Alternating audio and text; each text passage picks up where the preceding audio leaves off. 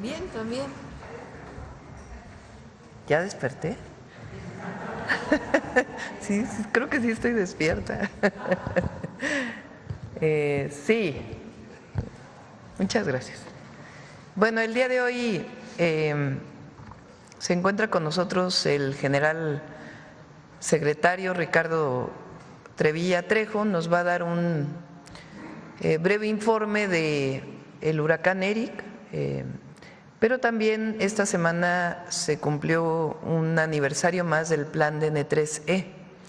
Entonces, también en homenaje al ejército y a este plan tan importante para todo el país y para todo el pueblo de México, también se va a presentar un video especial sobre este plan y además, pues, en reconocimiento del trabajo que las Fuerzas Armadas, particularmente Ejército, Marina y Guardia Nacional, realizaron durante estos días, siempre apoyándonos, protegiendo a la población, y durante estos días en particular del huracán Eric.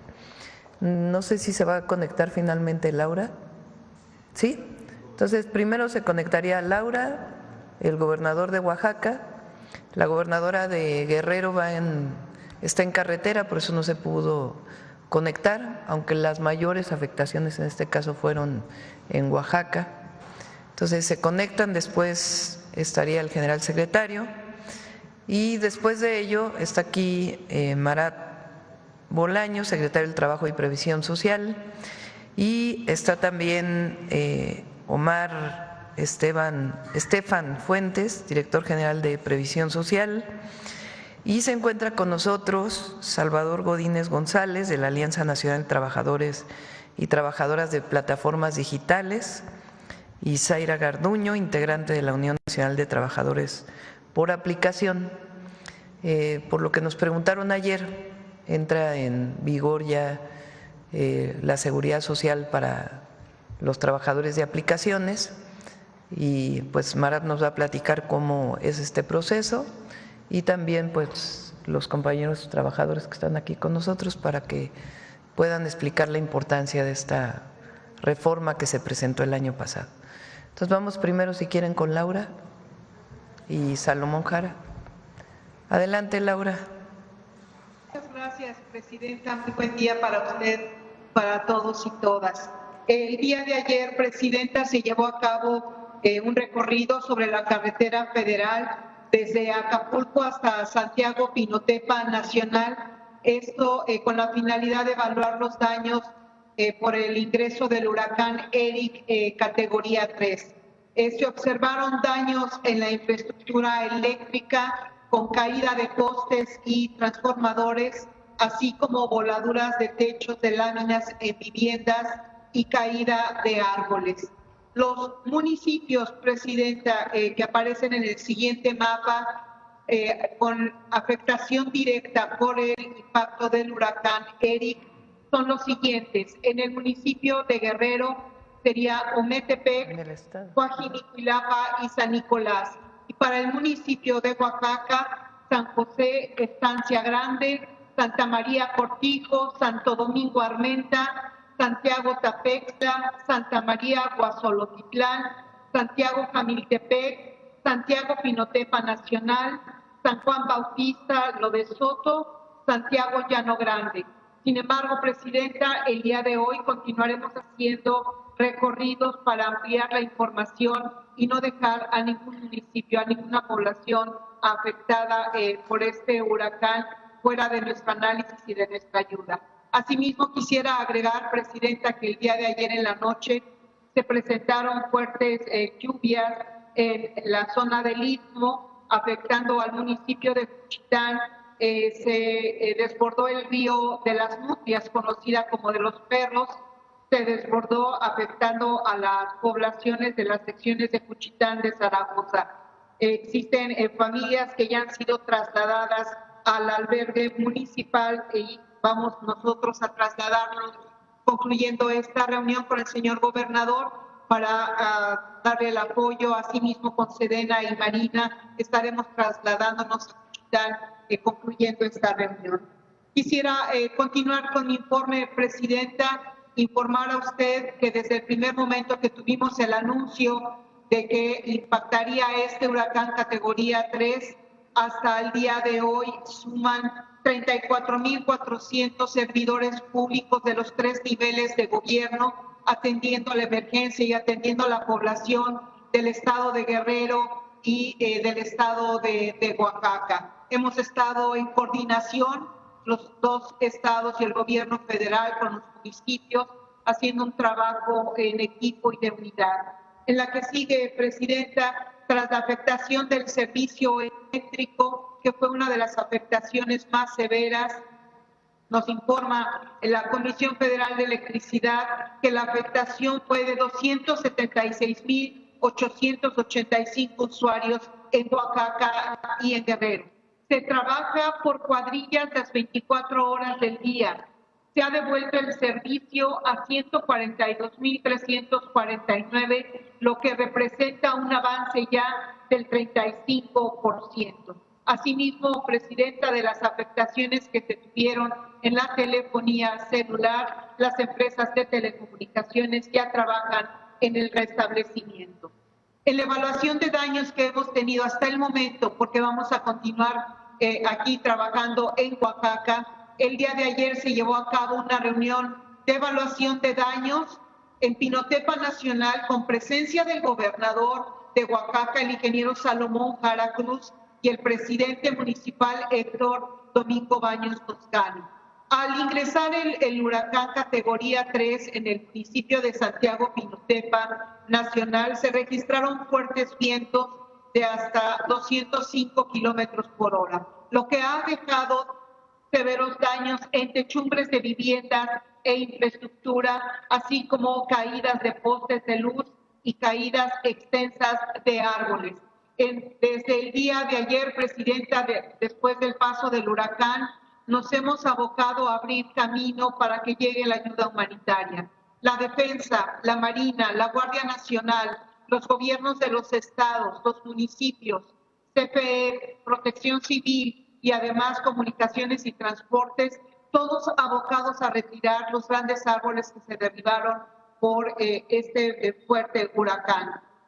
Comunicaciones y Transportes reportó algunos cortes totales de circulación en la carretera de Pinotepa Nacional Salina Cruz en el kilómetro 142, además cortes en el kilómetro 142 y 146 de Oaxaca y Puerto Ángel.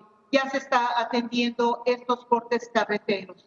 Hay 2 localidades, Presidenta, en Corralero y Collantes, en donde el señor gobernador ha puesto mucho su interés y su atención porque nos han reportado afectaciones en viviendas. Reporta usted que desde muy temprano se trasladaron la Defensa, Marina, el gobierno del Estado y Protección Civil para revisar cuál es el apoyo directo que daremos a la población. Se habilitaron 5 refugios temporales, actualmente se encuentran 46 personas.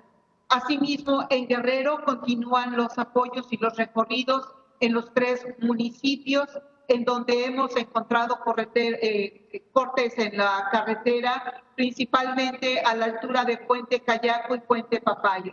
Ya está la Secretaría de Comunicaciones y Transportes también atendiendo estos cortes. Y en efecto, verificando y cuantificando las afectaciones a las viviendas por este huracán, afectaciones de techumbre y otros inmuebles, cortes carreteros y, repito, en el retiro de los árboles. Por último, Presidenta, hacer un énfasis muy importante porque sigue activado el plan DN3 y el plan Marina. Ellos desde el primer momento actuaron y han seguido trabajando a favor de la población, limpiando las viviendas que fueron afectadas por la anegación, apoyo para desanegar y limpiar las calles y las avenidas, asimismo como brindar la seguridad a la población y removiendo los árboles y postes caídos.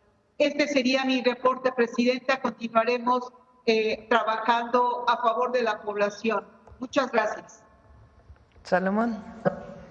Muy buenos días, Presidenta. Informarle que efectivamente los municipios que fueron afectados en ocasión del huracán Eric fueron 39, en la costa oaxaqueña 25, en la Sierra Sur 5, en la cuenca del Papaloapan 3, en el Istmo de Tehuantepec 2 y en la Sierra Norte 3. Pero donde tuvo mayor crisis o afectación más fuerte fue en Tututepec, la villa de Tututepec es un municipio colindante a Puerto Escondido. Este municipio tuvieron afectaciones en Chacagua, Isla, Chacagua, Grúa, así como también San Juanito, la comunidad de Cerro Hermoso. Ayer estuvimos visitando estas localidades. Hay una incomunicación total al acceso de la carretera a Chacagua. Lo mismo ocurrió también en el municipio de Pinotepa Nacional, donde no se puede entrar localidades como Cerro Hermoso, Corralero, Collantes. Son comunidades que están totalmente cerradas y que aquí nos está ayudando mucho la Marina, Protección Civil, Gobierno Municipal. Hemos trabajado intensamente para abrir el acceso a estas localidades. También comentarle que por el desbordamiento del río de los Perros, es un río que va de la Sierra Mije y baja hasta el Istmo de Tehuantepec, atraviesa Ciudad de Ixtepec, Saltepec, Espinal, llega a Juchitán. En esta ocasión fueron desbordado el río y afectó algunas secciones que tiene Juchitán, como la primera sección, la quinta sección, la séptima, octava y novena sección. Fueron inundados pues la totalidad de estas secciones, fueron afectados 2,000 viviendas en esta ocasión. Tenemos en este momento 73 personas albergadas en Chitán. Estos son los momentos, las partes más críticas, Presidenta. Y también comentarle que tuvimos pérdidas en el cultivo de la papaya, en Pinotepa Nacional, en Coazolotitlán, Camiltepec. Quiero comentarle también la afectación de limón y algunos lancheros y motores de pescadores fueron también afectados en Puerto Escondido, Puerto Ángel, así como en Pinotepa Nacional. Ese es el reporte que le podría informar, presidente. Muchas gracias. Gracias, Salomón. ¿Está Evelyn o ya no? Todavía no. Bueno, general.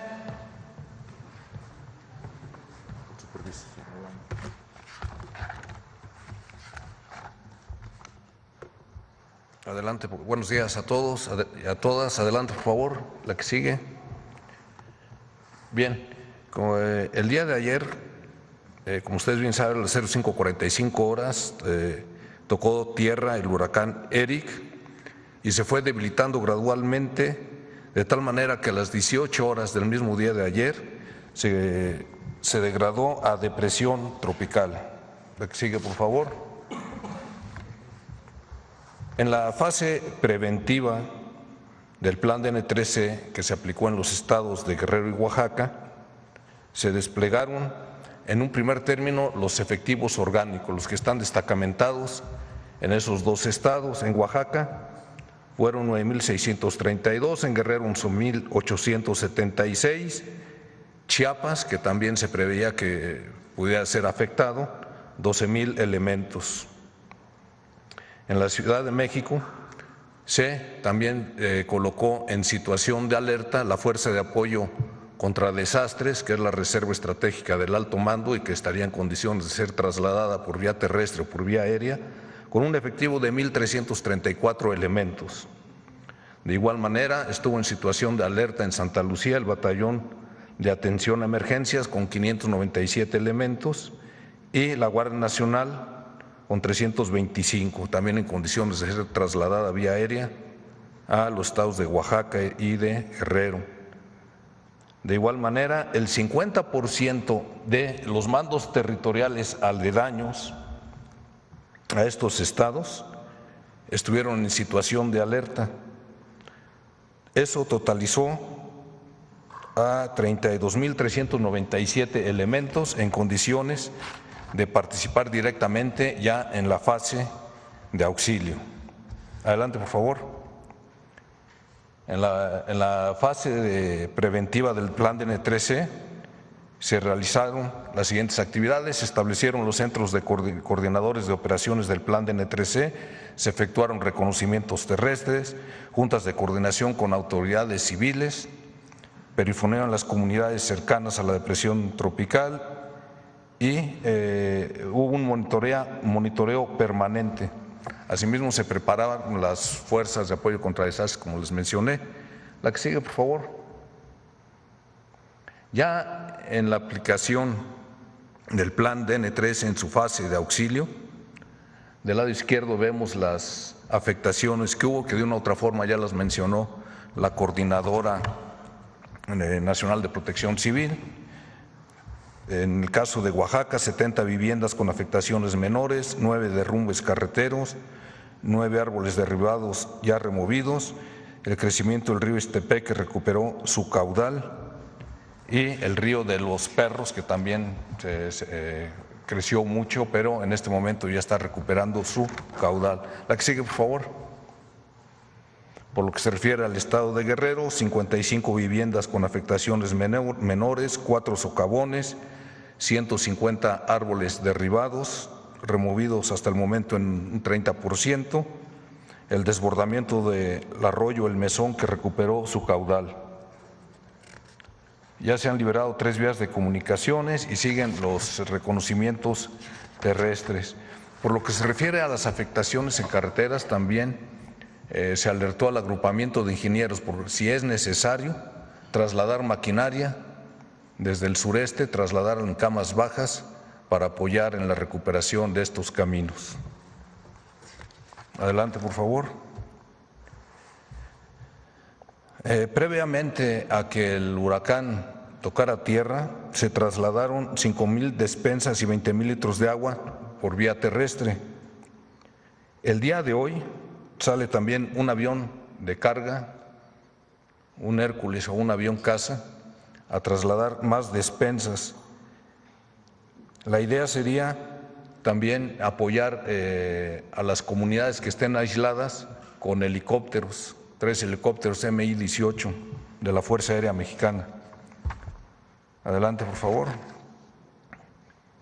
Por lo que se refiere a las raciones calientes en los estados de Oaxaca y Guerrero, se desplegaron, el día de hoy van a desplegar 4 células de intendencia en Chacagua Isla, Chacagua Grúa y Cerro Hermoso, que son las comunidades más afectadas y que se encuentran aisladas. En el caso de estas comunidades se distribuirán 2,000 raciones calientes, es la capacidad que tienen esas 4 células de intendencia, y 6 células de intendencia se desplegarán en Coajinicuilapan, Punta Maldonado y San Nicolás para distribuir 3,000 raciones calientes diarias. En total, la capacidad de estas células, de estas 10 células, estarán en condiciones de repartir 5,000 raciones diarias por cada tercio, desayuno, comida o cena. La que sigue, por favor. También se establecieron 10 albergues en Guerrero y 2 en Oaxaca. Son los que se está apoyando con alojamiento, seguridad, alimentación, atención médica básica. La cantidad de personas alejadas el día de ayer, en el caso de Guerrero fueron 1,591 en estos 10 albergues y en el caso de Oaxaca 210 en 7 albergues que se establecieron en esas comunidades. Adelante, por favor. Gracias. Ahora, el día 17 de junio, el martes pasado, se cumplieron 59 años en que se dio a conocer el plan DN3 a la población. La primera vez en que se aplicó fue en octubre de 1966.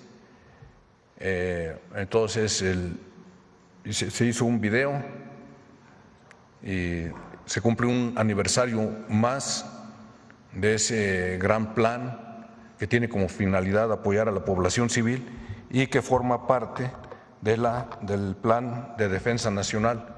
Rector, ahora es el 8, en aquel entonces era el 3, por eso se llama Plan DN3, lo relacionado con protección civil ocupaba la parte en un anexo E, por eso se llama Plan DN3E, aunque ha ido evolucionando esto de tal manera que ahora el Plan de Defensa Nacional es el número 8 y está actualizado. Cuando sucedió lo de la pandemia no teníamos esas experiencias y ya el anexo E comprende muchas acciones, muchas estrategias para apoyar en ese sentido. ¿Me ayudan por favor con el video?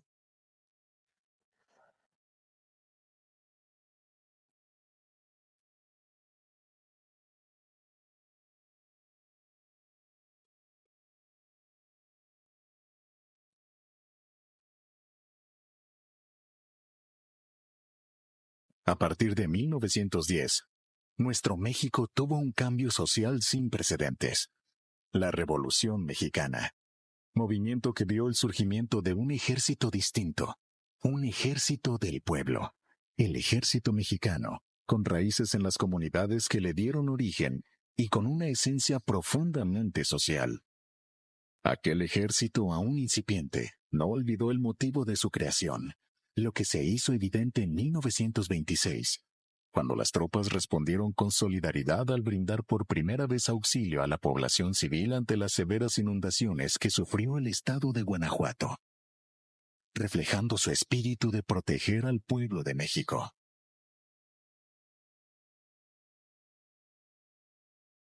Con el paso del tiempo, y ya consolidado el ejército como una fuerza institucionalizada, se dio un paso adelante en 1965, con la formulación de un plan de auxilio a la población civil, que fue incluido en el Plan de Defensa Nacional número 3 como anexo E.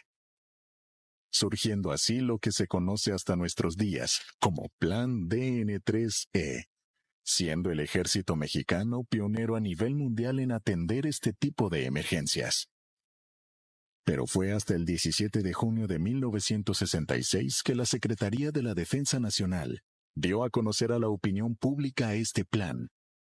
Por lo que en este 2025 conmemoramos el 59 aniversario de su divulgación y puesta en marcha. Meses después, el 10 de octubre de 1966, el Plan DN3E se pondría por primera vez a prueba debido al desbordamiento del río Pánuco en los estados de Tamaulipas y Veracruz por el paso del huracán Inés, en donde los soldados de México hicieron patente su compromiso con el pueblo. El objetivo fundamental del Plan DN3E es aminorar los efectos de un desastre a través de 3 fases.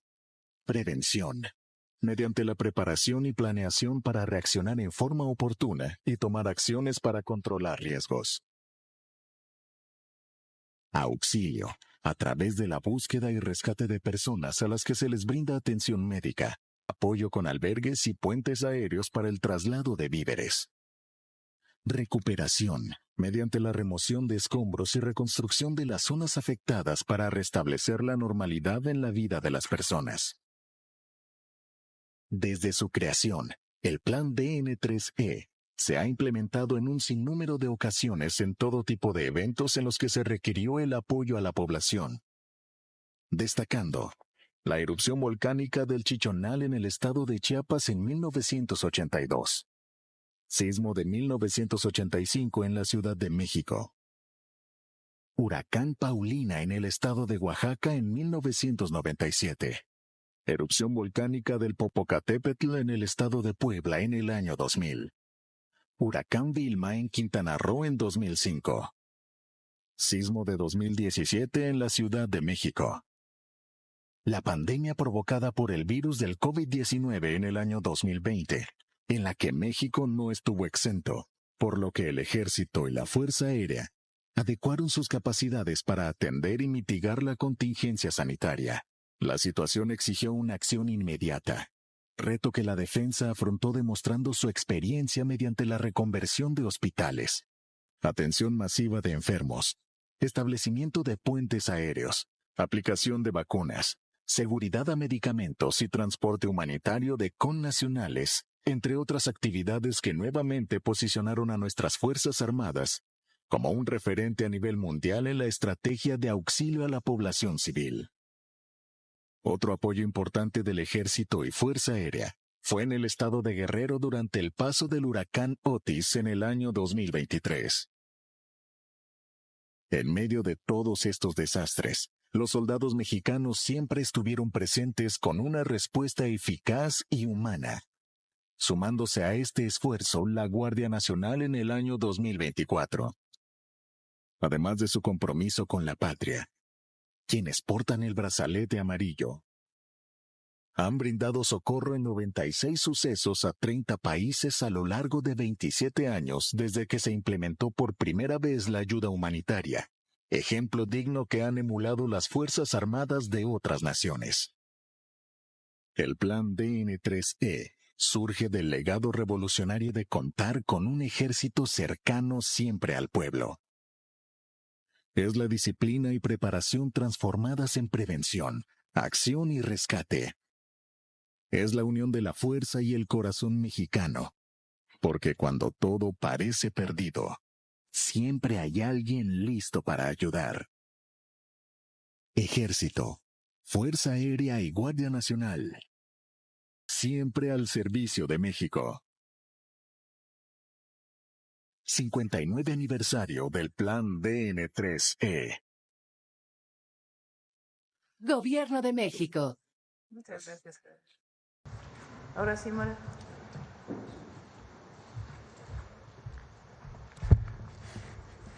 Muy buenos días a todas y todos. Con su permiso, Presidenta, compañeras y compañeros de los medios de comunicación, para informar por instrucciones de nuestra Presidenta sobre los avances que hemos tenido en materia de la reforma a la Ley Federal de Trabajo para la regulación del trabajo en plataformas digitales.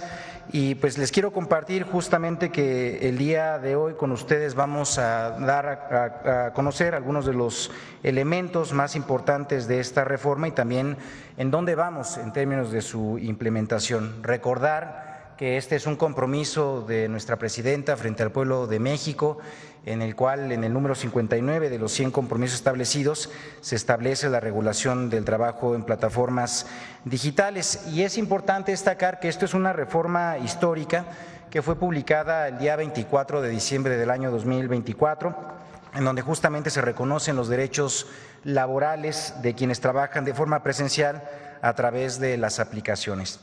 Durante varios años en la Secretaría de Trabajo se ha impulsado un proceso de amplio diálogo con las empresas, también con organizaciones de las personas trabajadoras, con el Instituto Mexicano del Seguro Social, con el Infonavit, con el Servicio de Administración Tributaria, y esto justamente ha permitido que a lo largo de este tiempo, alrededor de cerca o más de 50 reuniones, en alrededor de estas reuniones, pues hayamos podido construir un nuevo marco legal que garantice la protección para los trabajadores y trabajadoras, manteniendo además la viabilidad del negocio que, como saben, pues es muy innovador. La reforma incorpora un nuevo capítulo en la Ley Federal de Trabajo que reconoce la relación laboral subordinada de manera especial, sui generis, por así llamarlo, de quienes alcancen al menos un salario mínimo mensual en esta actividad, y extiende además la protección en caso de riesgos de trabajo a quienes no lleguen a este umbral durante el tiempo efectivamente laborado. Es una regulación pionera a nivel mundial y en ese sentido debemos sentirnos muy orgullosos, porque justamente lo que estamos demostrando con esto es que dentro del humanismo mexicano la innovación tecnológica no tiene por qué estar reñida con la justicia laboral. Algunas de las características, para que nos quede muy bien claro, pues quienes generen ingresos iguales o mayores al salario mínimo tendrán todos los derechos laborales reconocidos en la ley, incluyendo la afiliación completa al IMSS y al Infonavit, y esto significa que estarán asegurados en 5 áreas fundamentales. Por caso de riesgos de trabajo, esto es por si sufren un accidente o enfermedad mientras están trabajando, recibirán atención médica, rehabilitación y si es necesario incluso una pensión por incapacidad. También enfermedades y maternidad, otro de los seguros, en donde justamente las personas trabajadoras podrán atenderse gratuitamente en las clínicas y hospitales del IMSS si se enferman o si incluso en el caso de las mujeres o personas estén embarazadas, y también tendrán acceso a licencias con goce de sueldo. Otro de los seguros es el de cesantía en caso de edad avanzada y vejez. Esto, al llegar a la edad de retiro, tendrán derecho a una pensión siempre que cumplan con los requisitos de las semanas cotizadas. De igual manera, invalidez y vida, esto en caso de que alguna enfermedad o accidente impida que sigan trabajando, pues que se pueda recibir justamente el apoyo económico que corresponde, y en caso de fallecimiento, pues el beneficio que tendrán así los familiares en su caso, y acceso también a la pensión y servicios funerarios. Por la otra, acceso a guarderías y prestaciones sociales, esto es a los servicios de cuidado infantil, centros recreativos, deportivos y otras actividades del IMSS. Además, como ya mencioné, cotizarán al Infonavit, lo que significa que mes con mes podrán generar un ahorro en la subcuenta de vivienda. Quienes cumplan con los requisitos establecidos en esta materia podrán acceder a un crédito para compra, construcción o mejora de casa. Esto pues es un derecho que por primera vez se extiende a miles de personas repartidoras y conductoras que tendrán la posibilidad real de acceder a una vivienda con respaldo institucional. Este es uno de los grandes avances de la reforma que justamente, pues anteriormente, como sabemos, por la relación que se establecía, pues estaban excluidos de la red de seguridad social del país. Lo que estamos buscando además con los objetivos de esta reforma es que se garantice los derechos sin quitarle a las personas trabajadoras la libertad de elegir cómo, cuándo y cuánto tiempo trabajar, que este es uno de los elementos más importantes que además solicitaban los trabajadores. En ese sentido se mantiene el esquema de flexibilidad en el trabajo, conservan su autonomía, pero además ahora lo van a hacer con reglas claras para evitar así abusos a las personas trabajadoras. Por ejemplo, las personas ya no podrán cobrar por el uso de la aplicación ni tampoco establecer restricciones arbitrarias para la conexión. Se eliminan además los cobros indebidos y se prohíben prácticas como la simulación de contratos civiles para evadir responsabilidades laborales. También se pone orden en la gestión algorítmica. Las decisiones tomadas por algoritmos deben de ser transparentes, comprensibles y, lo más importante, revisables por personas que puedan justamente atender a las personas trabajadoras, también otras personas, en este caso pues inscritas en la propia plataforma. Nadie puede ser desconectado por un robot sin derecho a una audiencia. La desconexión inmediata además solo se permite en casos graves como fraude o riesgos de seguridad, y siempre deberá notificarse de manera muy clara y con justificación.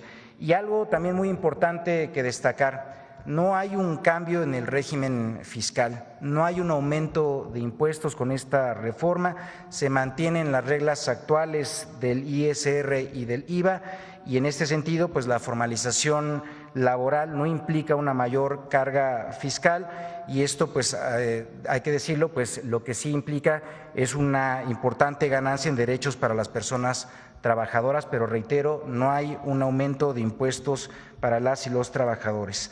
La implementación de la reforma está ya en marcha y se apoya en varios instrumentos que además serán publicados en el Diario Oficial de la Federación.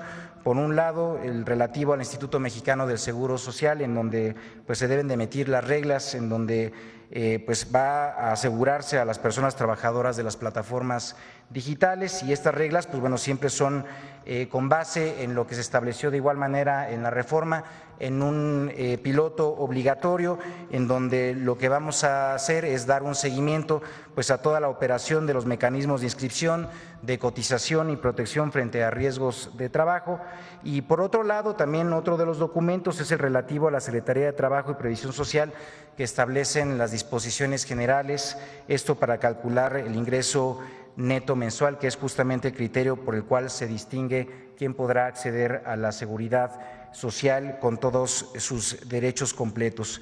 Ambos ordenamientos han sido desarrollados de manera conjunta entre el IMSS y también la Secretaría del Trabajo, con lo cual, pues bueno, evidentemente esto ha implicado que tengamos un diálogo abierto y también muy sólido con las empresas del sector y también con las organizaciones de las y los trabajadores.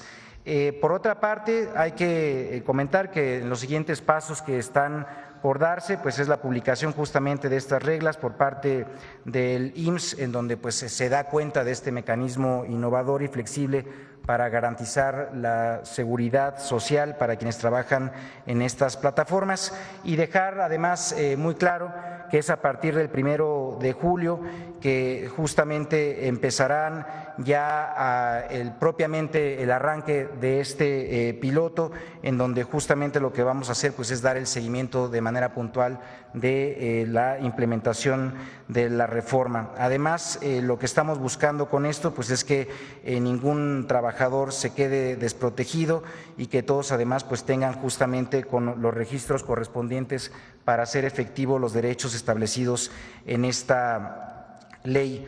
Destacar que el diseño también de esta nueva legislación permite compatibilizar el nuevo esquema con otros regímenes, por ejemplo, de personas pensionadas o quienes coticen por una subcuenta en la modalidad 40 podrán seguir trabajando también en las plataformas sin perder los derechos ya adquiridos.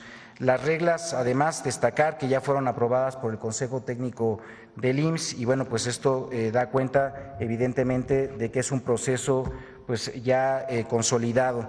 Por otra parte, Presidenta, hay que destacar, informar, aprovechar el espacio de lo que se ha logrado con esta reforma que no ha pasado de manera desapercibida a nivel internacional. Durante la más reciente Conferencia Internacional del Trabajo de la OIT, de la Organización Internacional de Trabajo, esto en Ginebra, nuestro país fue reconocido por presentar un modelo regulatorio innovador, esto en economía digital, un modelo que garantiza derechos sin imponer rigideces y que además respeta la libertad de organización del trabajo y que pone al ser humano en el centro. México, como país del sur global, asumió en esta conferencia un papel protagónico en un debate internacional que durante años ha estado marcado por las perspectivas pues, de los países de economías más industrializadas y decirles que a diferencia de otros enfoques que se han centrado fundamentalmente en la clasificación de los trabajadores, la reforma en México no pierde de vista la verdadera oportunidad que representa este proceso, que es la dignificación del trabajo, garantizar derechos y construir un piso mínimo de protección social en el nuevo mundo del trabajo. Y pues destacar que inspirada esta medida en el humanismo mexicano, pues se marca sin duda alguna un importante precedente en donde justo la dignificación del trabajo no puede frenar la innovación y tampoco la innovación puede dejar atrás los derechos de las y los trabajadores y que podemos avanzar además de manera conjunta.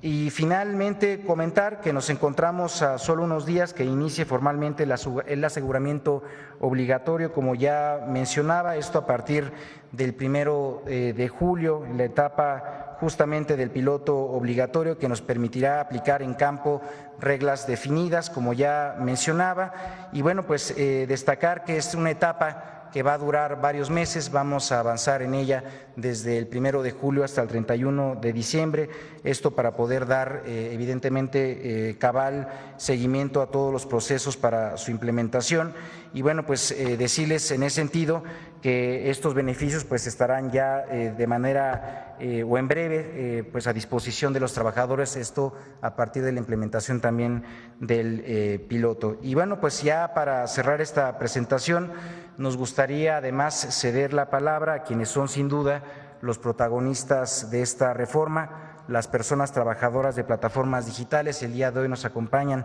algunos de los representantes, de las representantes y que decirles que nos da muchísimo gusto porque fue a través del diálogo, los comentarios, de las reflexiones, de también los planteamientos sobre las necesidades que se tienen en este sector que se construyó esta propuesta. No fue una propuesta en ese sentido construida desde el escritorio, sino también, como les digo, a partir del diálogo de las personas que día con día se movilizan por la calle para poder con ello pues tener un ingreso que les permita construir una vida con bienestar. Y bueno, pues les presento en ese sentido a Shaira Garduño Tobar y a Salvador Godínez González, representantes de las personas trabajadoras, quienes compartirán también su visión sobre lo que esta reforma representa y cómo puede mejorar la vida de cientos de miles de personas que desarrollan en estas actividades. Si nos permite, Presidenta, que puedan pasar adelante. Muchas gracias. Con su permiso, Presidenta. Hola, ¿qué tal? Buenos días a todas y a todos. Quiero comenzar agradeciendo especialmente a la Presidenta por este espacio que nos da, porque puede abrir este espacio para que las trabajadoras y trabajadores por aplicación, que durante 10 años hemos sostenido esta economía de plataformas digitales, nos dieran la voz.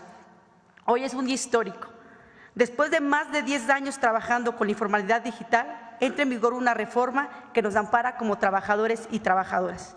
Las virtudes de esta reforma destaca, nos reconoce como trabajadores y trabajadoras. No más socios ni deliveries independientes. Nos da acceso a la seguridad social en el IMSS. Podremos tener un mejor futuro no solo como trabajadores, también para nuestras familias. Nos garantiza la estabilidad laboral. Ya no más desconexiones, ni bloqueos de cuentas, ni siquiera seremos ya más trabajadores desechables para las aplicaciones. Nos protege frente al algoritmo. Ahora podremos saber bajo qué directrices se maneja el algoritmo, cómo nos penaliza, cómo nos llega a dar bonos y a quitar estos mismos bonos. Tenemos que conocer las reglas del juego cuando somos trabajadores. Algo muy fundamental que garantiza la libertad de asociación. Hoy podremos organizarnos para demandar nuestro trabajo y poder mejorarlo mediante la organización sindical. Este avance no solamente es importante para México, también lo es para América Latina y el mundo. En la Organización Internacional del Trabajo, la OIT, se discute un instrumento sobre plataformas digitales global y la experiencia mexicana es un referente internacional. Nuestra lucha está ayudando a subir los estándares de millones de trabajadores de plataformas digitales. Sabemos que algunas plataformas han reaccionado desinformando, haciendo campañas para que los trabajadores y trabajadoras no quieran esta ley. Pero somos más los que queremos esta ley y queremos tener protección. Sobre todo las mujeres, hoy somos escuchadas y hoy pusimos nuestras manos en esta reforma. En las próximas semanas iniciará la prueba piloto de 180 días, un modelo inédito para México y que nos pone en una posición mundial en los ojos del mundo. Estas virtudes también nos dejan un muy buen sabor de boca como trabajadoras y trabajadores de plataformas digitales. Hoy podemos decir que la dignidad laboral digital se ha escuchado y la voz de las mujeres hoy ha sido escuchada. ¡Que vivan los trabajadores y trabajadoras digitales! Muchas gracias.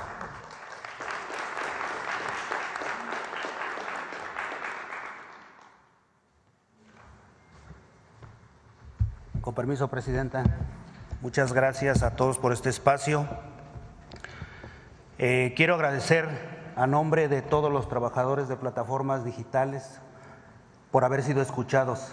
Desde el 2018, cuando inició la administración del presidente Andrés Manuel López Obrador, le hicimos llegar una carta petitoria para que nos ayudara.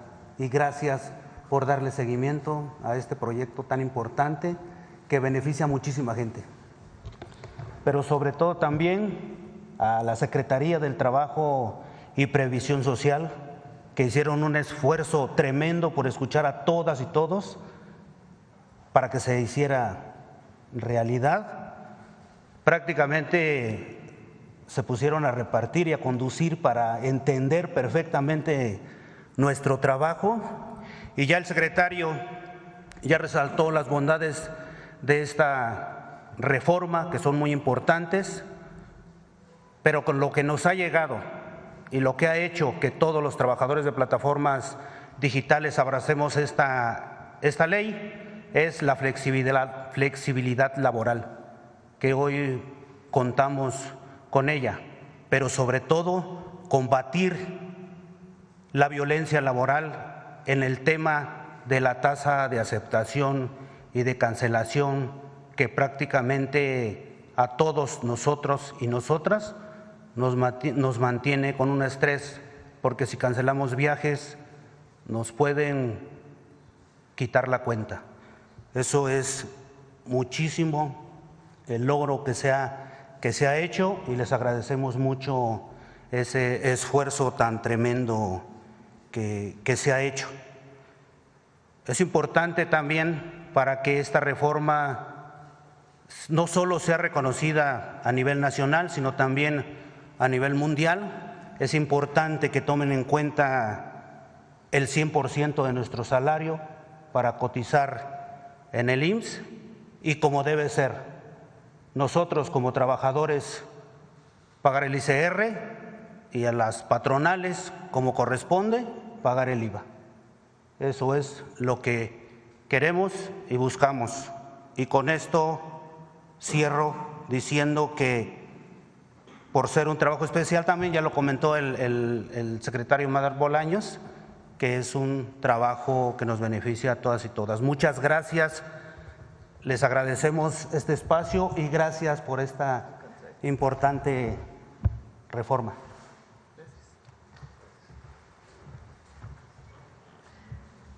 Bueno, solamente sobre esto último, es importante decir que ha habido muchísimas reuniones con las principales empresas de plataforma. No es algo que se haya hecho sin las empresas. Al principio pues no estaban muy de acuerdo, pero poco a poco se han ido convenciendo pues de la importancia de que tengan derechos laborales y también pues es un trabajo de riesgo, entonces que tengan la posibilidad de tener pues los apoyos en caso de un accidente y todo lo que significa el trabajo de las plataformas digitales. Entonces es un acuerdo, diría yo, de consenso ya con las empresas. Son 6 meses pilotos para ver cómo funciona, para que ya la obligatoriedad, bueno, es obligatorio ya porque es ley, pero son 6 meses de prueba piloto para que podamos iniciar ya sin las pruebas piloto, ya directamente el próximo año, ¿no? ¿O cuándo es? A partir del 1 de enero del 2026. Bueno, pues es esto. Les informo que en un rato nos vamos a trasladar a Oaxaca, a la zona más afectada. Afortunadamente no hubo muchas afectaciones, hay que decirlo. Las mayores afectaciones están en Oaxaca, pero sí hay algunas comunidades aisladas. Entonces está trabajando Defensa, Marina, para poder apoyarlas. No solamente fue la costa, sino también fue el istmo, fue Juchitán particularmente con el desborde del río. Entonces nos vamos a trasladar para poder coordinar los esfuerzos y de ahí retomamos la gira por el sureste. Bueno, ahora sí vamos a las preguntas. Sí, a ver, vamos aquí adelante ya. La próxima semana ya nos vamos a… Gracias, Adelante. Presidenta. Buenos días. Rodrigo Muñoz, de NX Noticias. Sobre el huracán Eric, no sé si tenga información sobre, nos comentaban y ya nos plantearon todas las afectaciones estructurales, pero sobre heridos o víctimas mortales que se han registrado hasta el momento. Sí. Sí. Hay un pequeñito que falleció, pequeñita, un menor de edad, porque atravesó una zona que tenía una corriente, se está pues cerca de la familia a través del gobierno de Guerrero, pero por lo demás no hay ninguna otra pérdida humana y son principalmente pérdidas materiales. Más bien preguntarle en qué momento comenzaría o tienen previsto poder iniciar con el censo por parte de la Secretaría del Bienestar. Vamos a definirlo hoy a partir de las afectaciones. Normalmente se cierra el periodo de emergencia, que significa pues abrir caminos y todo lo que significa ya la comunicación, la disminución de las aguas, particularmente en Juchitán, y a partir de ahí pues ya iniciaría el censo por parte de la Secretaría de Bienestar. Okay. De todas maneras, ya hay apoyo de despensas y de alimentación, como lo mencionó el general secretario.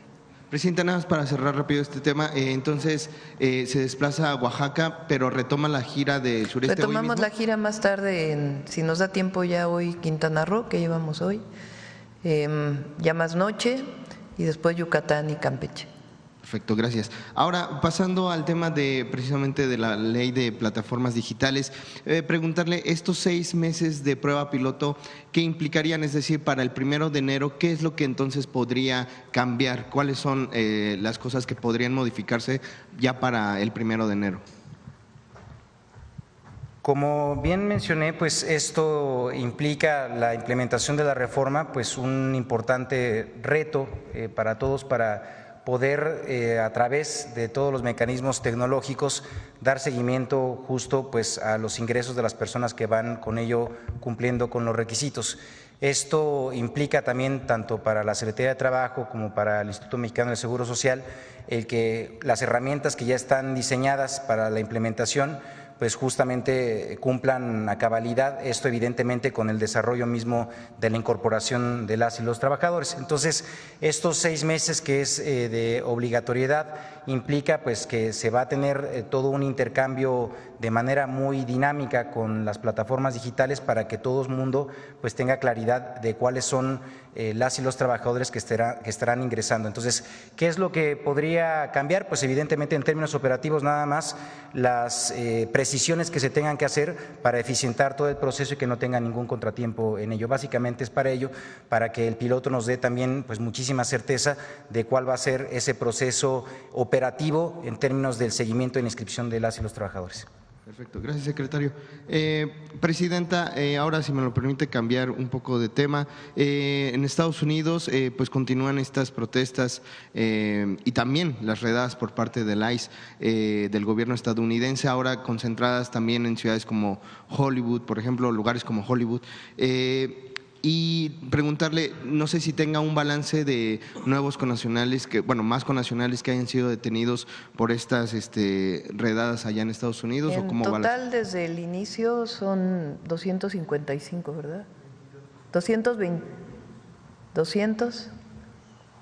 Perdón, es que ayer fueron 55 personas. Son 222 connacionales. El día de hoy…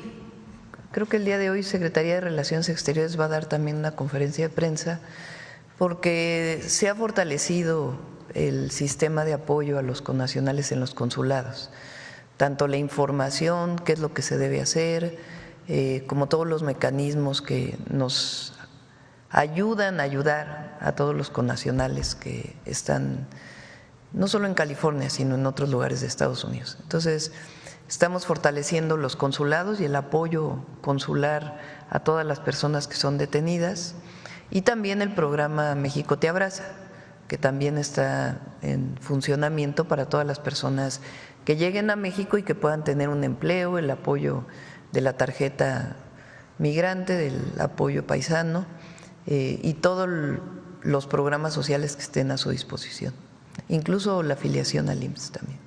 Perfecto. Ya por último, Presidenta, también en temas que tienen que ver con Estados Unidos, bueno, sabemos que el presidente Donald Trump ha hecho, por ejemplo, ayer un llamado, emitió un comentario de que en los próximos 15 días pues se definiría la situación de la postura estadounidense frente al conflicto que se vive entre Israel e Irán. En este contexto, preguntarle precisamente también si tiene nuevos informes por parte de la Cancillería sobre connacionales mexicanos que hayan sido trasladados, evacuados. Está ahí la embajada y regresaron un grupo de connacionales que se les dio todo el apoyo y se está permanentemente en comunicación si es que quieren regresar más. Hay algunas personas que decidieron quedarse.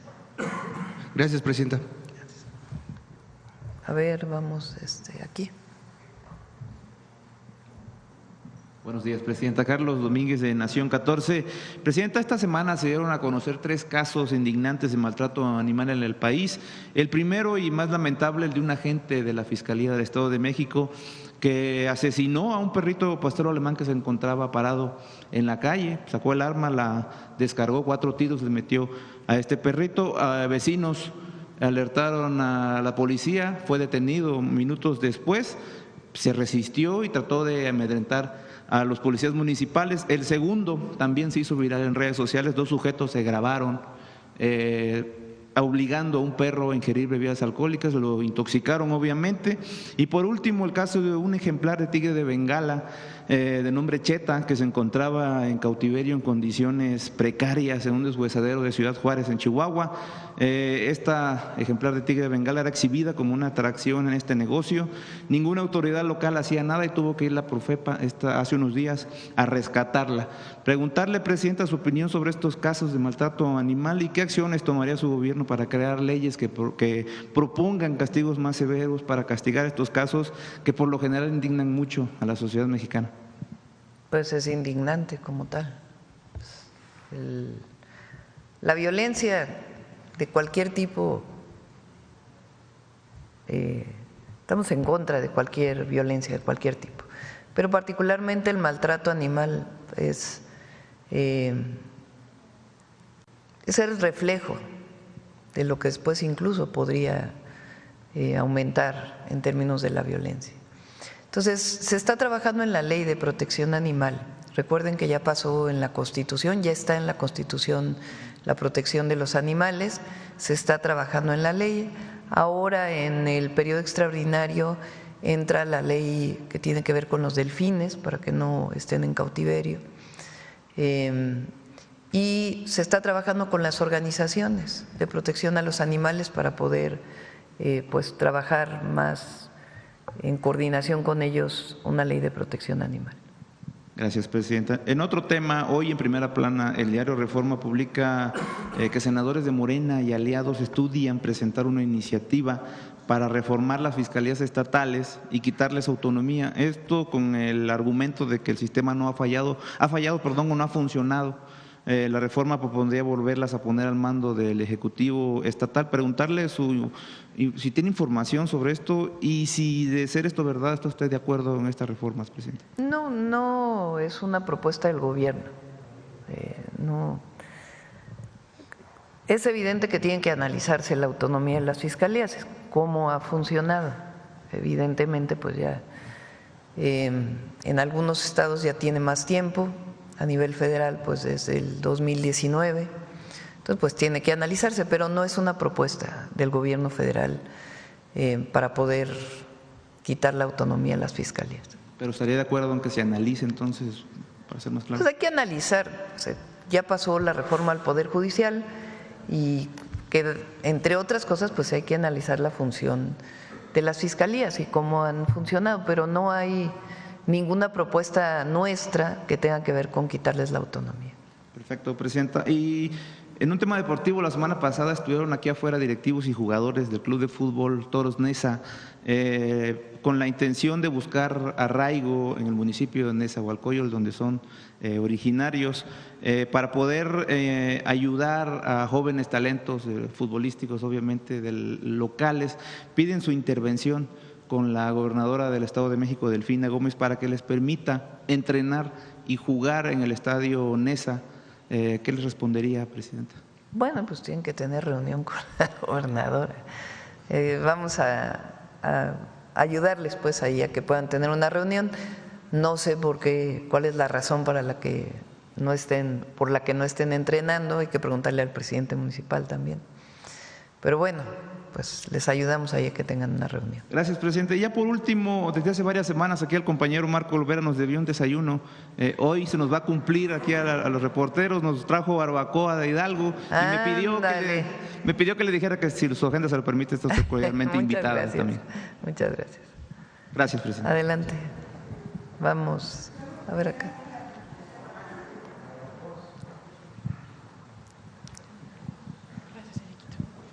Gracias, Presidenta. Buenos días. Claudia Guerrero, del periódico Reforma. Sobre este asunto del análisis de las iniciativas o posibles iniciativas para modificar el modelo de las fiscalías, quisiera preguntarle si usted considera que ese modelo funcionó o no funcionó, está agotado en los hechos desde su punto de vista, ¿fue útil para la Procuración de Justicia? No quisiera dar una… es decir, hay que analizarlo profundamente. Hay fiscalías en algunos estados que funcionan muy bien, hay otras que no funcionan tan bien. La Fiscalía General de la República funciona bien y en otras cosas tiene que mejorar. Entonces yo creo que en general es importante para el país. Las fiscalías es una institución fundamental, indispensable para la pacificación y la disminución de la violencia en nuestro país, indispensable, porque son finalmente quienes persiguen el delito.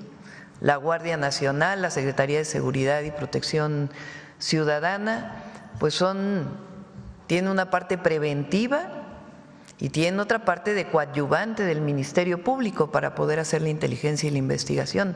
Pero quien presenta las carpetas de investigación ante un juez es la Fiscalía. Entonces, creo que vale la pena analizar el funcionamiento de las fiscalías y qué otras cosas deben tener para mejorar su operación. Ya la discusión de la autonomía o no es otra cosa, pero creo que es importante mejorar en general en nuestro país la procuración de justicia. ¿Usted tiene una posición personal sobre el tema de la autonomía? Pues creo que en algunas cosas es importante. A ver, la autonomía se planteó en la idea de que no hubiera un uso político de las fiscalías. Ese era, digamos, el fondo de la autonomía, que no dependiera del Ejecutivo si perseguía a una persona o no, independientemente del delito que hubiera cometido. También se pensó en la idea, pues, de que tuviera mucho más profesionalización para la persecución del delito. Y hasta ahora, pues todos debemos decir que las fiscalías requieren mejora, todas las fiscalías. Entonces, en ese marco hay que analizar la función de las fiscalías y qué más debemos hacer en nuestro país para mejorarla, más allá de la autonomía. No es ningún interés nuestro, como no es interés para el Poder Judicial. La intervención del Ejecutivo en el Poder Judicial no es interés de la presidenta, tampoco es interés de la presidenta tener influencia en la Fiscalía para poder controlar lo que hace la Fiscalía. Pero el país necesita revisar la función de las fiscalías y si están cumpliendo todas con su función o requieren todavía más herramientas y más instrumentos.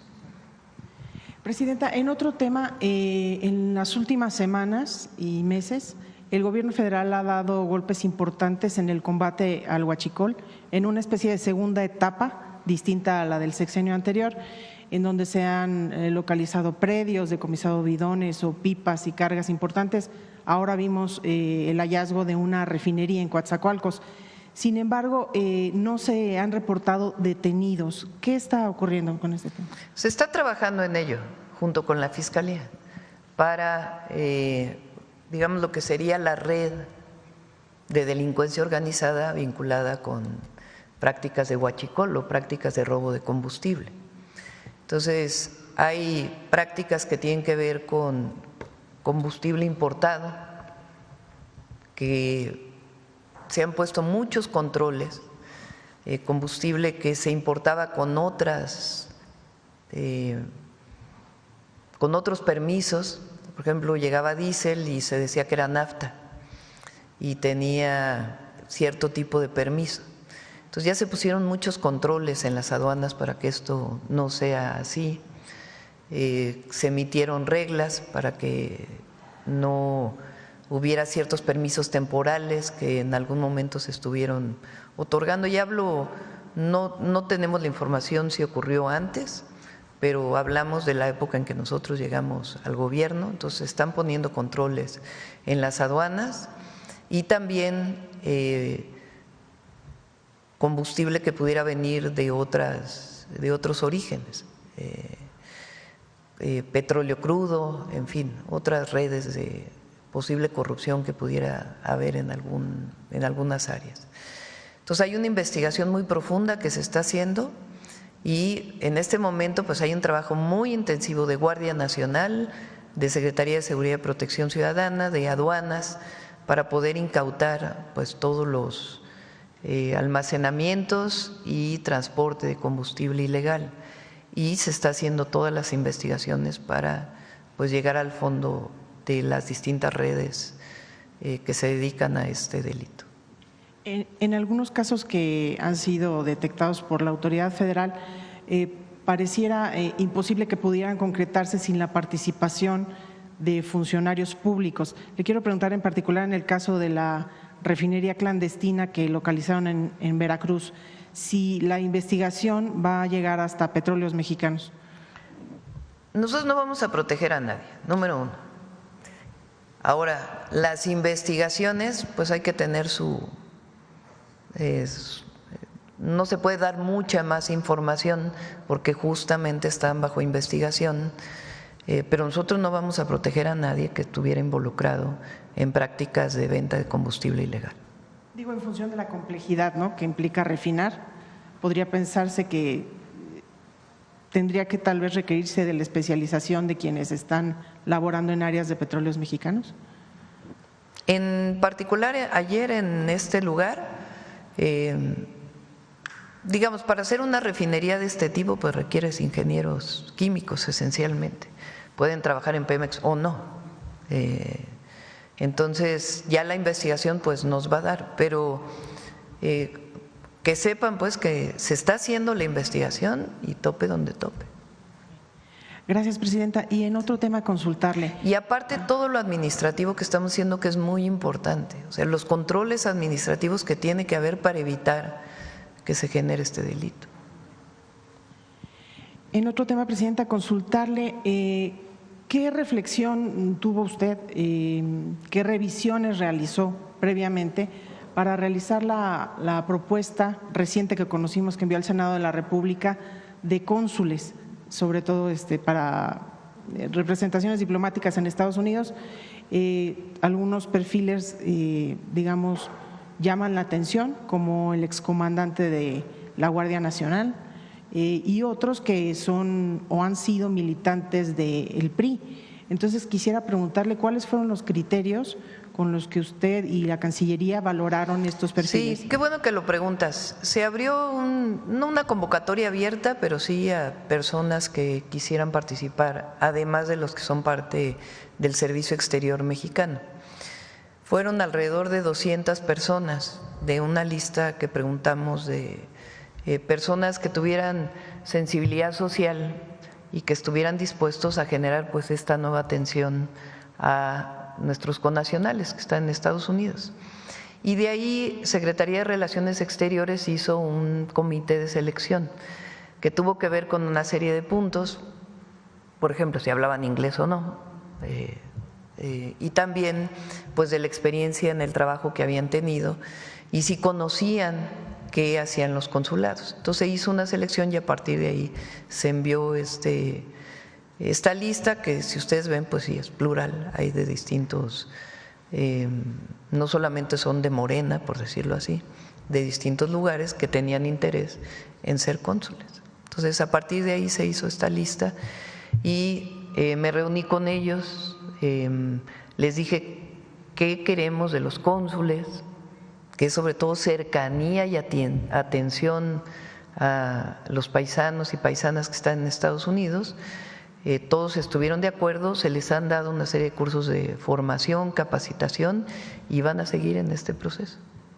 ¿Qué respondería a quienes han realizado críticas sobre estas propuestas y han hablado incluso de una especie de pago de favores a priistas y expriistas? Pues miren, si hubiéramos propuesto otras personas también nos hubieran criticado.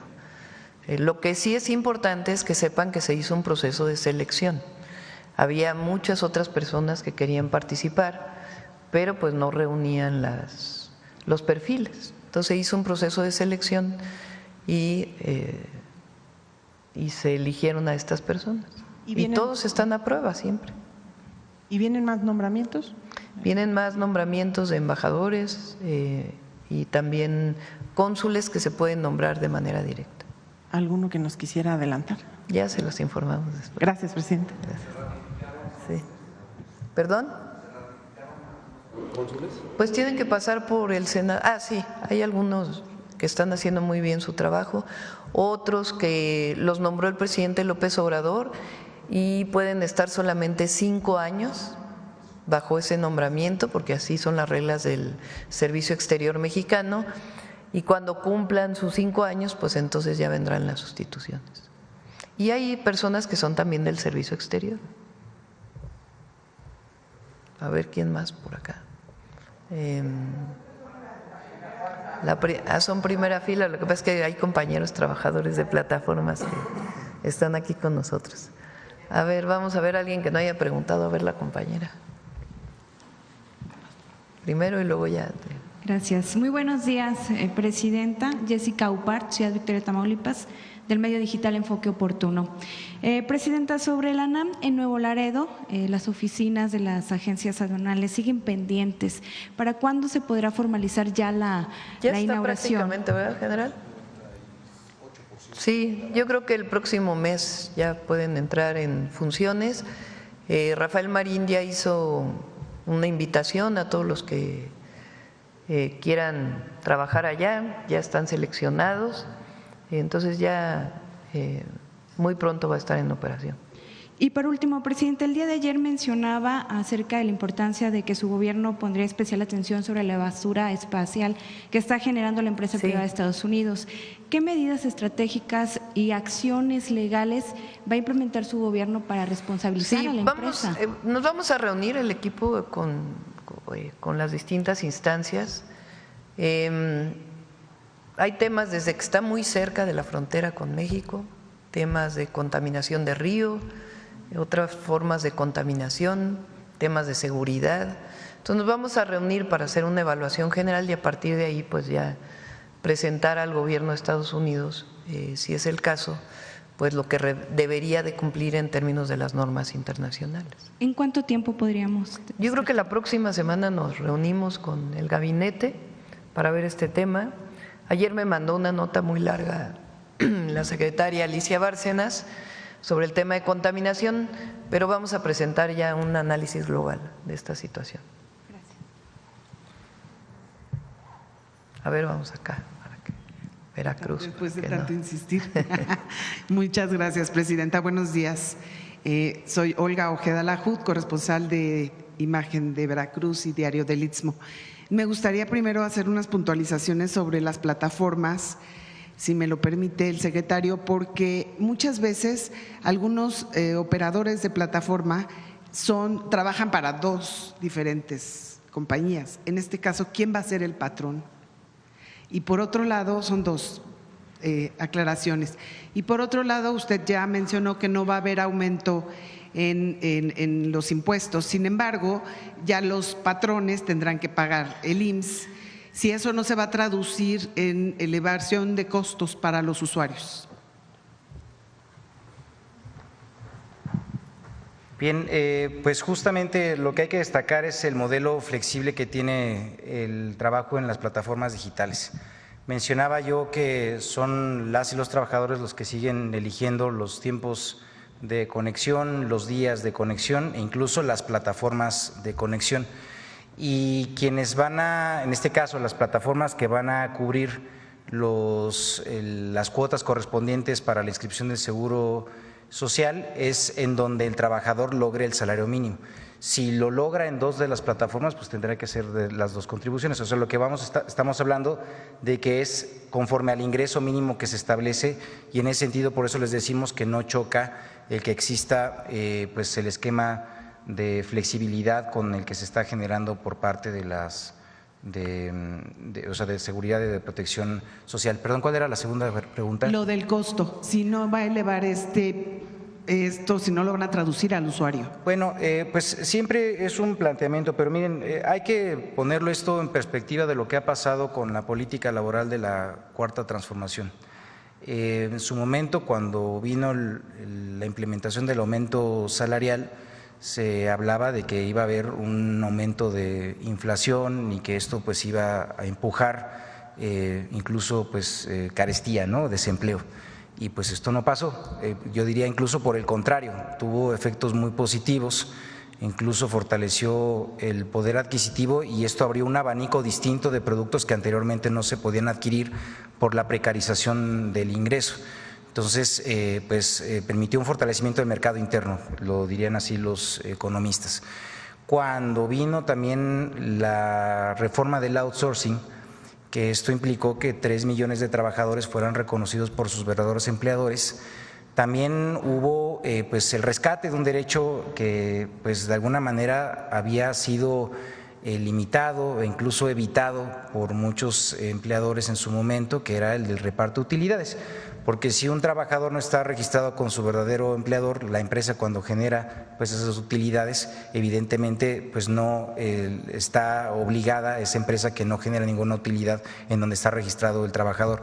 ¿Qué es lo que hicimos? Pues que el trabajador estuviera tal cual reconocido por su verdadero empleador y esto significó que se les pagaran efectivamente el reparto de utilidades. Hemos tenido aproximadamente un aumento del 150% del reparto de utilidades y de igual manera se dijo que eso iba a venir con aumento de precios y de costos y no ha sido así.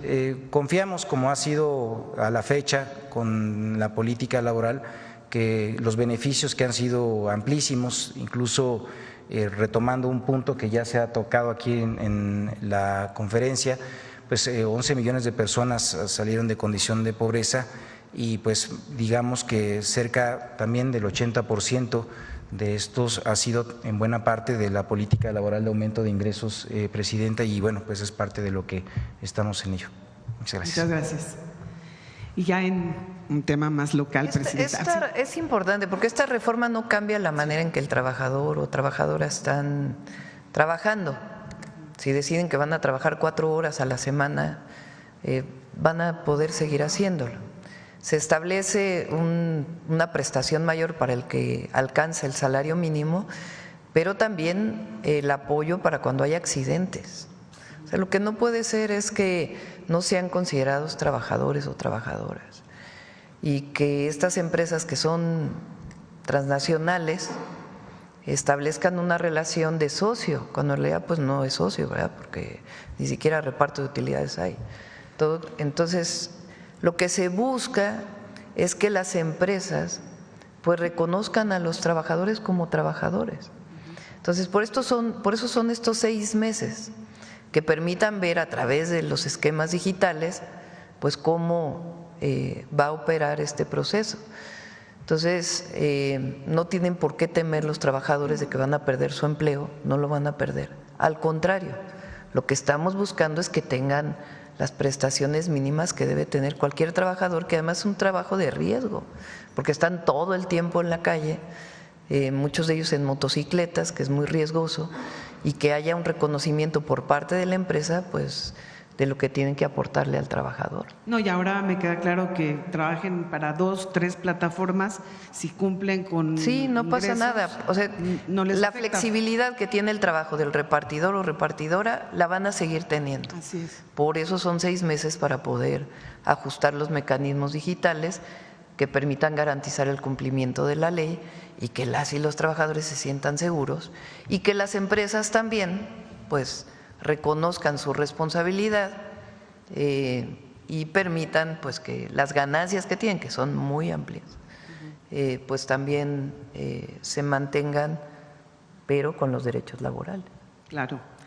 Y ahora en un tema más local, Presidenta, entre las detenciones que continúan en Estados Unidos por parte del ICE, tenemos el caso de 14 veracruzanos de la comunidad zapoteca. No sé si tiene usted información sobre este caso. Preguntamos a Relaciones Exteriores, no tengo en este momento la información. Me pasan todos los días un reporte de las personas que han sido detenidas, en qué circunstancias están. Hay que decir que los consulados tienen como lineamiento que tienen que ir por lo menos una vez al día a los centros de detención que les corresponden al consulado, para poder informarse de manera directa cuántas personas están detenidas, en qué situación están, que puedan hablar con ellos para darles toda la asesoría consular que se requiere. En algunos casos, la propia ley de Estados Unidos permite, sobre todo aquellos que llevan más de 2 años, les permite mucho mayor protección y si van a ser deportados, pues que tengan toda la información. Ahora estamos buscando pues que les permitan llevarse sus celulares, porque en algunos casos no se los permitían. Se hizo una nota ya en este sentido por parte de Relaciones Exteriores al gobierno de Estados Unidos, porque a veces llegan a México y no tienen los contactos de sus familiares. Entonces, todo esto se está trabajando y difundir más la información de los consulados para que nuestros paisanos sepan a qué teléfono llamar y algunas medidas de prevención que deben tenerse para poderse proteger de mejor manera. Porque en algunos casos ni siquiera buen español tienen, ¿no? Sí, Entonces, también ¿cómo es este caso? hablan alguna lengua, Ajá. como este caso el zapoteco. Entonces, el consulado tiene la obligación de darles todo el apoyo a través del INPI. Si no hay nadie que hable el zapoteco, por ejemplo, en el consulado, pues a través del INPI se tiene todo el apoyo para que puedan dirigirse de manera telefónica para que pueda haber traducción. Y otro caso, brevemente, fíjese que en la zona de Alvarado, bueno, en el espacio de lo que es Alvarado, como Mata de Uva y Las Barrancas, el mar ha ganado mucho terreno e incluso derribado ya algunas viviendas. Los pobladores de esta zona dicen que se debe a los cambios de la corriente que generó la ampliación del puerto de Veracruz, pero la ampliación que se hizo en el sexenio de Peña Nieto. Entonces, y hay unas escolleras que se hicieron para la escuela naval.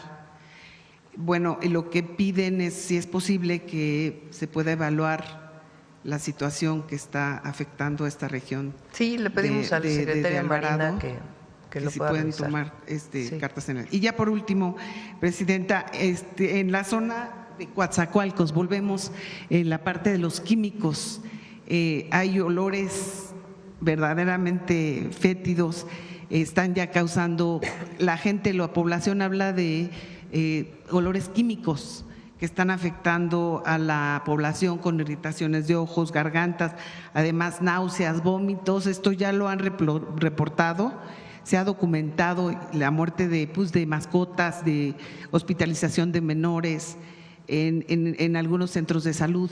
Incluso antier bloquearon la carretera Costa del Golfo debido a que ninguna autoridad, ni municipal, ni estatal, ni federal, en el caso de Pemex, han informado lo que realmente está ocurriendo. Nos gustaría saber qué acciones puede tomar su gobierno para investigar qué es lo que está pasando, porque esto ha sido una solicitud por años en el sur de Veracruz, específicamente en Coatzacoalcos, en donde no se ha hecho, la población ha pedido un monitoreo del medio ambiente que se pueda conocer públicamente y no se ha logrado.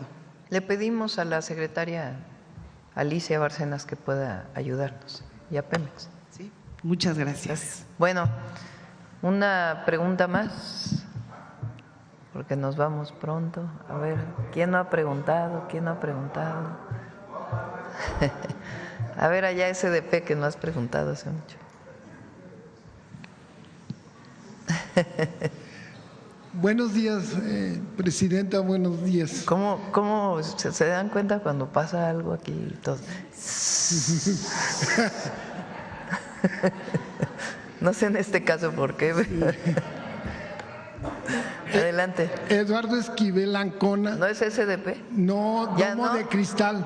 Ah, pero sí estabas en SDP un tiempo, ¿no? Estuve 12 años. Ah, bueno. Perdón, no estaba informado. Muchas gracias. Ahora es Domo de Cristal. Muy bien. Una pregunta, he hablado con varios repartidores de los medios digitales y lo que les asustan más es que no están bien informados de cuánto va a ser la cuota del Seguro Social, qué porcentaje va a ser. Esto es lo que… Y hay gente que les está diciendo, no, es que te van a quitar muchísimo, y lo están mal informando para que no quieran aceptar esto. Y pues yo lo que les decía, pues van a tener seguro social, si tienen un accidente van a poder ir a algún lugar que los atiendan con más eficiencia que yéndose a privados o al bienestar. Ese es por un lado, y por otro, preguntarle esto, ya que están en el Seguro Social, ¿aspirarían a un fondo de pensión, a que tengan igual pensión? Que cualquier trabajador del Seguro Social, que conforme va cotizando, pues tiene derecho a todo lo que significa ser derechohabiente del IMSS. Pues esto no lo sabían, y sí, yo creo que esto es una buena alternativa. Infonavit también. Infonavit. Sí. Entonces, todos ellos van a tener todas las prestaciones que se tienen para… ¿Quieres comentar sobre el ingreso, Marat? Sobre el ingreso, si tiene afectaciones al ingreso. Sí, esta es una medida de afirmación sobre los derechos, no es una medida ni recaudatoria, ni tampoco que busca a partir de aquí pues hacer un cobro, digamos, que implique limitaciones al ingreso de las y los trabajadores. México además tiene una política en términos de seguridad social progresiva.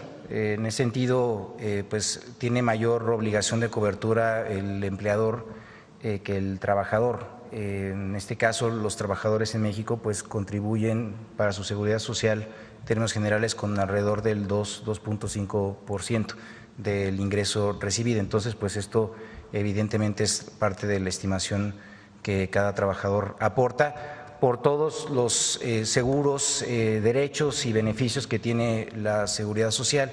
Sí hay que destacar que en muchas ocasiones cuando los trabajadores no tienen esa cobertura, que tienen que recurrir incluso pues a servicios fuera de la cobertura de la seguridad social, pues los costos incluso por una sola enfermedad pueden rebasar el salario de un mes, ¿no? Entonces, obviamente estamos hablando que pues esto es parte de las contribuciones que se hacen tanto por parte del Estado mexicano, los empleadores y los trabajadores para hacer un sistema de seguridad social como el que se tiene actualmente, con todo lo que ya se describió y que también destacó la presidenta. Son trabajadores que en ese sentido gozarán de todos y los plenos derechos que por ley corresponden, entre ellos también el derecho a la pensión en caso de cesantía y vejez. Entonces, pues comentarles que en ese sentido pues tendrán ese respaldo a partir de su incorporación en este esquema de formalización. En otra pregunta también relacionada con el derecho laboral, hay mucha inquietud entre los empresarios por la rebaja de horas, de las horas trabajadas, de los 40 horas, porque dicen ellos que las pymes van a tener muchos problemas con el personal porque van a tener que contratar más gente, y ya se les sale de su presupuesto porque pues, trabajan 6 días a la semana y aquí ya nomás trabajarían 5 Va a ser algo gradual y para eso son los foros. No se trata de imponer nada ni de que sea de un día para otro. Entonces, los trabajadores de la manufactura, los trabajadores de los servicios y los empleadores van a estar en las mesas de trabajo.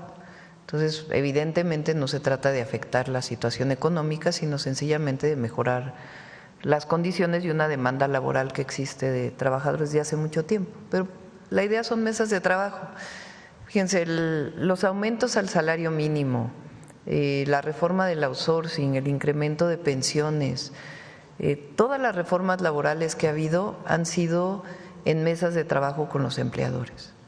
No ha habido nada en donde se haya hecho una imposición de un día a otro, sino realmente en un diálogo, incluso de las plataformas digitales, que al principio las empresas no estaban de acuerdo y después pues se han ido convenciendo de esta necesidad. Entonces, en todos los casos se busca un diálogo franco, abierto, siempre pues buscando el beneficio de los trabajadores. Le agradezco mucho. Bueno, vamos a cerrar porque nos vamos a Oaxaca. Justo vamos a determinar, probablemente vayamos a Pinotepa, pero no tengo la certeza. Les informo en un rato a través de las redes sociales dónde vamos a estar. Vamos con Suave Patria para cerrar. Con su permiso, Presidenta. Keaku Newarutsi, le saludo con mucho respeto, Presidenta. Buenos días. Keaku Yunaite a todas y a todos. Keaku Yunaite desde Palacio Nacional. Les acabo de saludar en la lengua wixárika. Es la lengua huichol, como muchas y muchos de ustedes lo conocen. La lengua wixárika se habla principalmente en 3 estados, Jalisco, Nayarit y Durango. Nuestra tierra es color, sabor, y ante los ojos de todas y todos nosotros es un hermoso arte. Cada rincón de este gran pueblo se manifiesta a través de su riqueza cultural, amplia y vasta ante el mundo. Dentro de esta riqueza cultural existe un lugar donde tienen el arte de transformar y dar forma a nuestra madre tierra en hermosas artesanías vivas. Para saber un poco más a lo que me refiero, y desde el hermoso estado de Jalisco, con su permiso, Presidenta, les compartimos la siguiente cápsula. En el corazón de Jalisco se encuentra Tonalá, la cuna de la alfarería mexicana. Un municipio donde el barro guarda la memoria de una tradición milenaria nacida del encuentro entre los saberes prehispánicos y las técnicas españolas. Es una herencia viva que hasta hoy sigue moldeando identidad en cada pieza hecha a mano. Yo inicié a la edad de 12 años en el taller familiar de mis padres, viéndolos trabajar y viendo cómo se preparaba todo el proceso del barro. Durante tantas generaciones se ha transmitido el oficio. Ahorita nos toca a esta generación trabajar, pero estamos aquí gracias a lo que nos dejaron nuestros antepasados. Me enseñaron a tenerle paciencia, dedicación, amor, para poder plasmar en él un sentimiento que trae uno como artesano. Entonces, cada pieza lleva un pedazo de nuestra vida, de nuestros sentimientos, de nuestros momentos, de nuestros conocimientos. Ahí van en esa pieza. Creo que en cada pieza tratamos de plasmar lo que es Tonalá. Y eso es parte del encanto del oficio de ser artesano. No todo termina en el horno. Hoy, cientos de artesanos defienden una herencia viva que les permite expresar emociones, historias y raíces en cada una de sus obras. Y experimento varias emociones, felicidad, melancolía y sobre todo el poder demostrar con mi trabajo y mostrarlo al mundo. Y me llena mucho de satisfacción. Tonalá desde siempre se ha conocido por la tradición alfarera. Entonces yo pienso que está a salvo en la tradición porque hay muchas semillas que van a germinar en algún momento.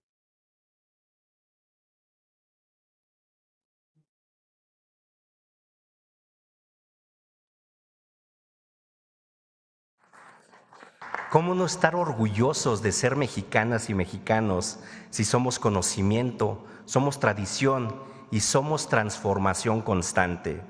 Cuando compartimos el arte de Tonalá, estamos llevando una parte de esta comunidad con nuestros seres más preciados.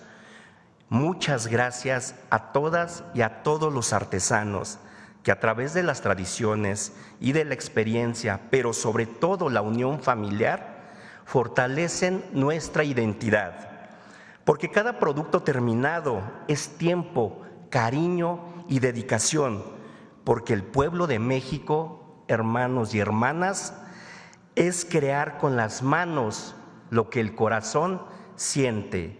Pampari Yutsi. Muchas gracias. Gracias. Muchas gracias.